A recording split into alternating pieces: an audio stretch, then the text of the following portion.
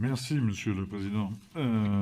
Chers collègues, Madame la Présidente de Radio France, avant la crise de la Covid, votre entreprise a connu une grève de ses salariés mobilisés contre votre plan de restructuration prévoyant plus de 60 millions d'économies et la suppression de 300 postes.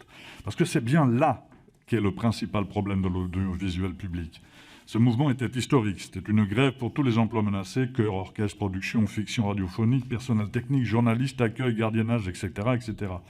Une grève pour notre patrimoine culturel, puisque 30 postes dans le chœur de Radio France étaient menacés, avec pour conséquence la mise en danger de la création artistique. Une grève pour les territoires, puisqu'était prévue la fermeture de FIP Bordeaux, Nantes, Strasbourg et la fermeture des locaux régionaux à Toulouse et Marseille. Une grève aussi et surtout pour l'intérêt général, pour sauver un service public et des savoir-faire indispensables au foisonnement culturel français. La réorganisation, la transformation, comme vous l'appelez de vos voeux, a toujours pour variable d'ajustement la masse salariale. Récemment, vous avez supprimé le poste de réalisateur sur 2 de vos émissions pour déployer votre projet podcast. Vous venez d'en parler.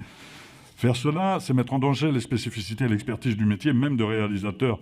Ces savoir-faire sont pourtant la garantie de la qualité des programmes de Radio France. Une fois encore, les syndicalistes se mobilisent depuis plusieurs jours, malgré les difficultés que cela engendre pour leur vie personnelle. Une fois encore qu'ils reçoivent tout mon soutien par le biais de cette intervention.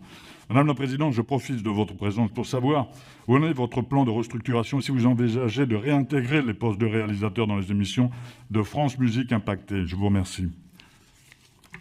Merci. Monsieur Larive a évoqué toutes les économies que nous faisons, l'expérimentation, le chœur, je l'ai évoqué. Et effectivement, pour pouvoir faire les économies qui nous sont demandées, en effet, nous avons dû fermer, et c'est ce que nous avons fait au 1er janvier dernier, les locales de FIP.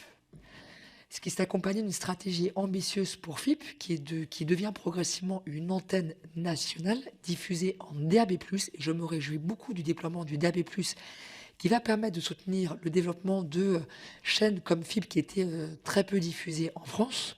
Ça va permettre d'en faire une chaîne nationale de soutien à la diversité musicale en France, parce qu'elle n'a aucun équivalent, je pense, dans le monde d'ailleurs, ce qui fait que FIP est beaucoup écouté dans d'autres pays en termes de diversité des artistes diffusés, et d'artistes qui ne sont d'ailleurs diffusés nulle part ailleurs. Nous diffusons chaque semaine plus de 2000 titres différents, plus de 100 000 différents par an. C'est absolument unique et ça donne une couleur d'antenne qui fait que là où elle est diffusée, elle est extrêmement appréciée.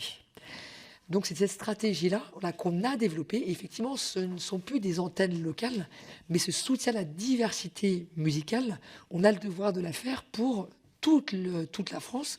Et à la place des locales, on a nommé 4 délégués régionales dont la mission, c'est d'aller dans les festivals, d'aller dans les salles de concert, identifier les jeunes de la scène française qui se lancent, pour qu'ils soient ensuite diffusés sur toutes nos antennes, sur FIP, sur France Inter. Et c'est elles qui ont contribué à la sélection des artistes qui se sont produits lors du concert sur la nouvelle scène française à la rentrée. Donc on essaie vraiment d'accompagner la diversité musicale et de le faire avec l'objectif de rayonnement qui doit être le nôtre, donc un objectif national. Vous avez évoqué les expérimentations que nous menons. Il faut savoir qu'il y a des salariés qui font ces expérimentations. Moi, pour les salariés qui se sont courageusement engagés à le faire, je ne vais pas leur dire aujourd'hui, écoutez, vous avez eu tort d'avoir ce courage et d'essayer, parce que je pense que c'est important de pouvoir voir ce qu'on peut faire, d'accompagner aussi ces salariés qui se sont engagés. Nous avons aussi des syndicats qui sont nombre de 3 qui ont signé un accord sur ces expérimentations.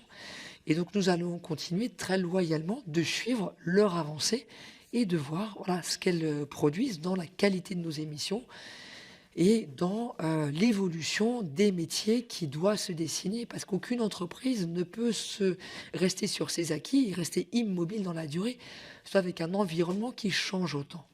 Donc on essaie de faire évoluer les choses. On a l'obligation de faire évoluer les choses, mais on le fait en respectant des dialogues sociaux. C'est pourquoi ce sont des expérimentations et pas une décision autoritaire de changement qui sera intervenu d'un seul tenant.